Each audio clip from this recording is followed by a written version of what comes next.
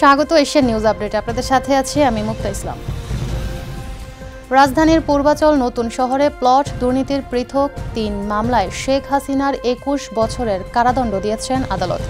ঢাকার ২০ জর্জ আদালত ৫ এর বিচারক মোহাম্মদ আবদুল্লাহ আল মামুন এ রায় ঘোষণা করেন। রাজধানী উন্নয়ন কর্তৃপক্ষের পূর্বাচল প্রকল্পের সরকারি প্লট বরাদ্দে অনিয়মের ঘটনায় পৃথক ৩ মামলায় শেখ হাসিনার ছেলে সজীব ওয়াজেদ জয়ের ৫ বছরের সশ্রম কারাদণ্ড এবং মেয়ে সাইমা ওয়াজেদ পুতুলের ৫ বছরের কারাদণ্ডের আদেশ দেওয়া হয়েছে।